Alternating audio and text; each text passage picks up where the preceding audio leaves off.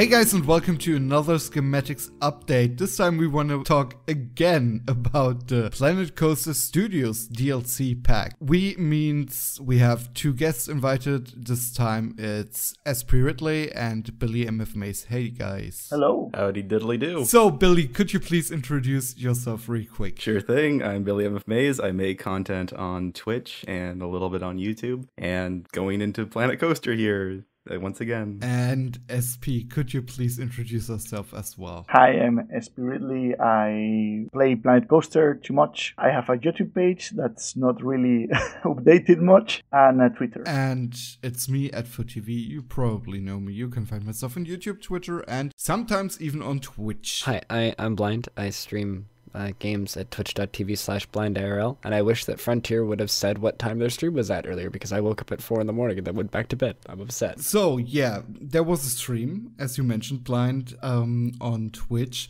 where Frontier showed off a little bit of the new DLC, and we've got some topics here, and we dive right into it. There are 4 new textures, 2 concrete and 2 new tarmac textures that you can add in your custom biome, and they're looking like, well, concrete and tarmac. See, I like this, but I also don't like this. I really wish it was a full-on biome. I agree. A Los Angeles biome. Yeah, we could have had a city backdrop as well. I know you've been wanting that for a while, Blind. I've been begging for that for a while. The best part about this, though, is that you have spots in between path textures, or just the common practice has been to just try to get a roof tile piece and just slide it in between the path and the terrain texture. Now we don't have to do that. It saves on part count. Parking lots are easier to make now. A lot of things are easier. The next thing we have here on the list is the hotels. So the hotels are essentially just an empty box, and then you have several different modular pieces that you can add on to the empty box. And essentially what you're supposed to do is you're supposed to build your own hotel around the outside using all the pieces at your disposal in whatever theme you wish.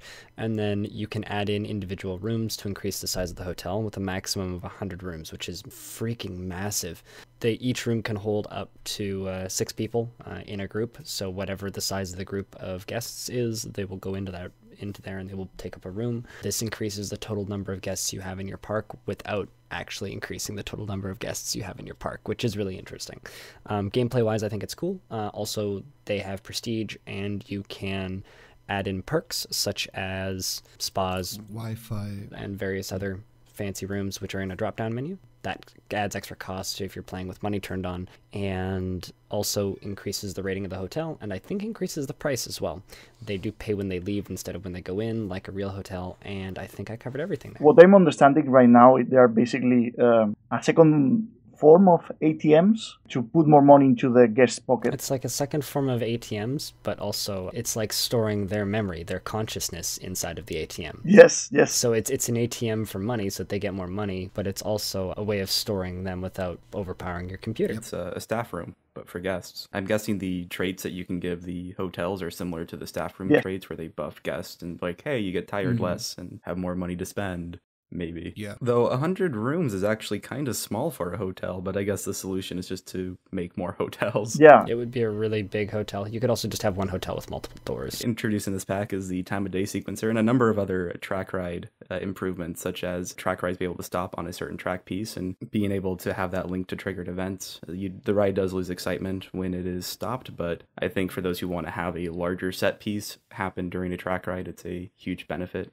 The time of day sequencer is a workaround to, having a dark ride actually be dark during a sunny time of day, whether it's like, high noon or such. One side effect of that, though, is that it won't be complete darkness unless it is completely underground, because it's still like moonlight that you get ambient when you're building a track ride above ground, even at night. So it's not like the end of the world, but it's not exactly the kind of darkness that I think a lot of people are wanting. It's a bit of a weird effect if you can see the outside, because you see like the sun suddenly setting like in almost a time-lapse format and then shooting back up, which is a little bit weird. A thing I want to add is, the excitement will drop on the stopping piece, but if you link the stopping piece to triggered events, it will raise again. I have no idea how much and how many triggered events you will basically need to even out the loss of excitement, but that's up to us to see and figure out when the update is live. I figure with track rides specifically, it's not really hard to keep high prestige on those things, and they usually draw in guests anyway, even if it's not much going on. You only see the time of day switch when you're in POV, right? Yeah. Yes. Okay. Yeah, and the next thing they showed off is path tunneling, and yeah, I like it. It has a flattened terrain feature, which I really like because it's sometimes really... Yeah, it's a struggle to have, like, to build the path over an edge. I hope that will fix it. I'm hoping that this is going to make building up and down the sides of hills a lot easier. I really wish that they built it on an angle. But regardless, I think this is one of those features that's like, this is long awaited, and I'm really happy that this is going to be in the game. Yeah, same. Yeah, the transparent glass, finally. In the last update, they put gems, and a lot of us use them as transparent pieces to make big windows and stuff. That didn't kill our PCs. No, it didn't. Surprise! Wasn't bad at all. I actually was afraid when they told last week they were going to add glass in the game. I was like thinking they're going to have a frame like the TV screens, and surprise, they give us a lot of sizes for the windows, for the glasses. We can tint the glasses in different colors, and it's amazing. The next thing we have here on the list is testable transport rides. They said it couldn't be done, and now they're doing it, which makes me almost like hold up my finger and go tisk tisk Frontier that they did it in the first place. So for those of you who live under a rock, they removed the ability to test transport rides. It got removed, and they said that they can't add it back in. That's permanent. Even when we talked with Bo once, she said, yeah, no, that's not coming back. And here it is. So I never got the impression that they couldn't do it. I think they specifically said that they just won't do it. Like, it's just not happening. I guess we complained loudly enough, so we have that back, which is yay. The next thing is multi-select duplication, so yeah, that's a good thing. I have no idea what to add more. I think it says a lot on its own. You can multi-select items and then duplicate the multi-selected items, which is something I've been trying to do with my hands since the game came out, and now it's just going to work, and that's going to be super weird.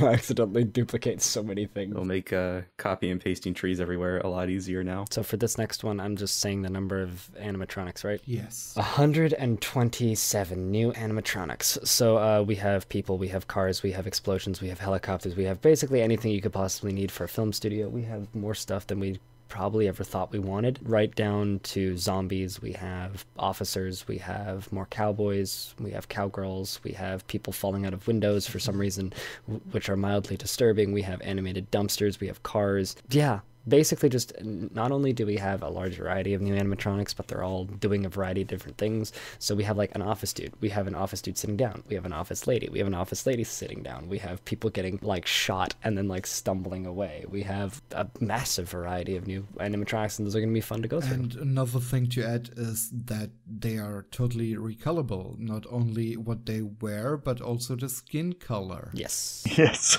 Who wants a Simpsons ride? Pink People Inc. Which is mildly disturbing. The sitting downs and the Link animatronics are going to be great to use them as people that work in the park.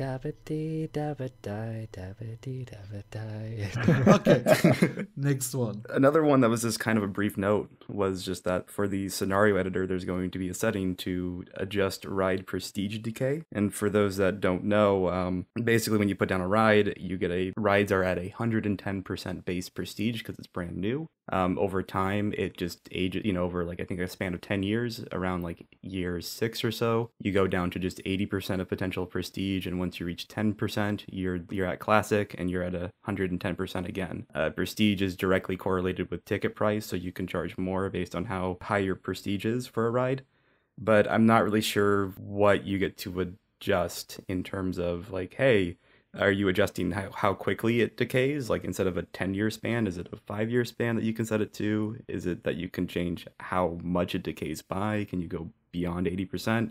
I guess we're just going to find out tomorrow. There wasn't really anything specific that was said about it. I think we forgot to say that there are also animated spotlights. Yes, we can confirm the spotlights will move. In a variety of different ways. I'm hoping you can stop them at some point. Do we want to talk about the rides now? guys. I don't know why you made me talk about this one. This is the one I don't understand. But the Remotion, the robotic arm ride thing that looks into Omnimax screens that I don't understand how it works, and it looks like it would make me sick. Ride. It looks good. It's going to be a lot of fun to mess around with, definitely. As I think Billy said before we even started recording, it's a pseudo-experimental ride that no one's really done properly yet, with the exception of the Harry Potter ride. I can't remember the exact name of it at Universal. The Forbidden Journey. Yeah. Yeah, I'm wondering how much control you have over the cabin itself, because that's usually why there's interest in them. You can move the cabin around in multiple different ways, invert it as well, without the ride itself moving that crazily. I'm not really that much hyped about the ride itself, but as Rudy mentioned in our first video covering the Studios DLC, it will be a very good way to have a new cinematic camera, basically, in the game. Not only that, but you can probably even have test seats. The cabin is elevated pretty far above the track and above the station, so you can have it to where, like, oh yeah, test to see if you fit on this coaster. Yep. So the next ride is the Horror Heights, or best known as Tower of Terror. Sadly, it's a flat ride, because we thought at first it was going to be a whole modular dark ride, and I think that would have been better. When they showed the pause button in the new dark rides, I just said, yeah, this is totally for Tower of Terror. But no, it's a flat ride with different animations. And there's multiple sequences, so you can change the sequence. Yep. It's the Orlando version, so it has like this little pass-through where it goes through a corridor. They showed a building with zombie and a zombie apocalypse. Probably the best dark ride they've created in-house. Oh yeah, hands down. Yeah. And just seeing it, I was like saying, oh, I would love building something like a Tower of Terror version of Die Hard or something with all these police cars. Door opens, there's just a truck driving towards you. I think one advisory for that ride is just that it is a capacity nightmare. Oh yeah. When you put in your park, plan accordingly. You are not going to get a high riders per hour on that thing. And the last new ride is the Big Screen Tour, which is basically a studio tour. It will also have like the stop piece, track piece, so that's a nice one, but nothing too special, I think. Is it bad? This is the thing I'm the most excited about out of all these rides now. Like, a lot of people were saying that it was going to be Horror Heights for me, because I do really like the Tower of Terror, but I'm very excited to just be able to have like a little truck that just trucks around my park, which is all I'm going to use it for. This seems like the less exciting one, but the most useful. Yeah. Can it work as a transport ride? Yes, it works as a transport ride. All right, because that means the most practical application for me would be to have that go from a park entrance to a hotel. Yeah, and I think we covered everything we know so far about the Studio DLC that will come out tomorrow already. Thanks, Billy and SP, for joining today. And for our listeners and viewers, thanks a lot for listening and viewing. If you have any comments, questions, suggestions whatsoever, we have a wonderful comment section under the video. Feel free to use it. See you next time. Bye. Bye. Bye. Have a good one.